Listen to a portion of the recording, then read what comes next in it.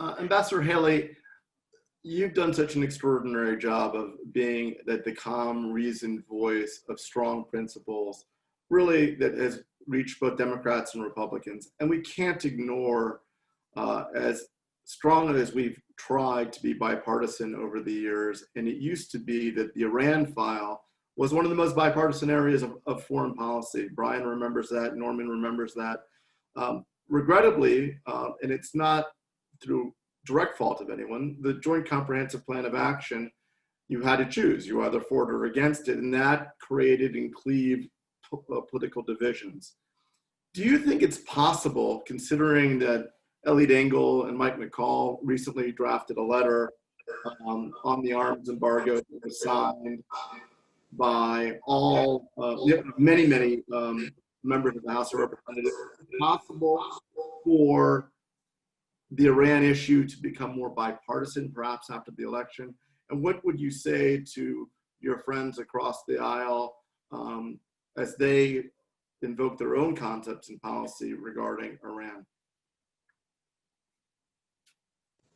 You know, I think it's tough because, you know, the one time that we did see great bipartisan support was in opposition to the Iran deal in the beginning. It's the reason why Congress took actions and allowed for, you know, to make sure that if it was still a threat to U.S. national security, that the president could make that decision to get out of the deal. So they both, you know, both sides disagreed that the Iran deal was good to start with.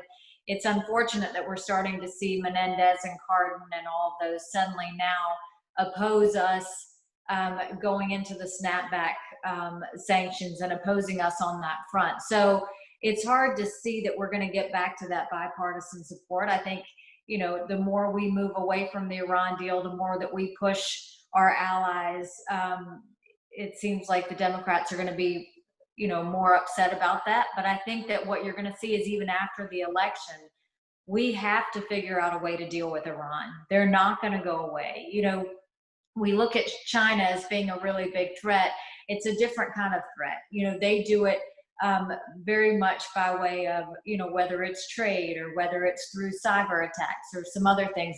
Iran is not as sophisticated as China. And so they very much will pay off proxies to do things. They will try and do cyber attacks. They'll be messy. They will continue to try and do those things. And that's what really needs to bring forward a bipartisan effort to say the one thing that we should all agree on is Iran is a threat.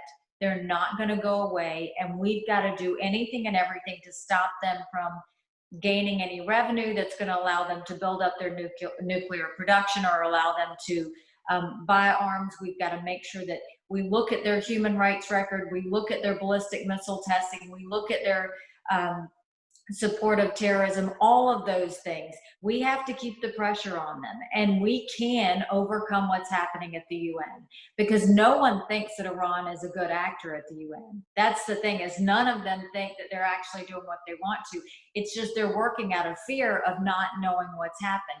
One of the best things that happened is when Soleimani was killed. He was the absolute strategist behind who to kill, when to kill, how to kill.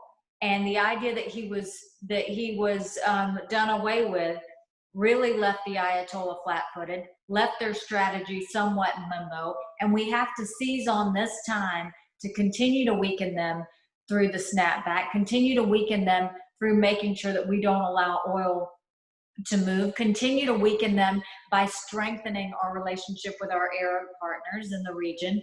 There are ways that we can actually make Iran even weaker than they are today, but we can't let our guard up. And the last thing we need Iran to see, or China or Russia for that matter, is to see the US divided, especially when it comes to this. So while it's hard to see that we can get back to a bipartisan effort, we've done it once before, and I think our goal should be we've got to figure out how to do it again.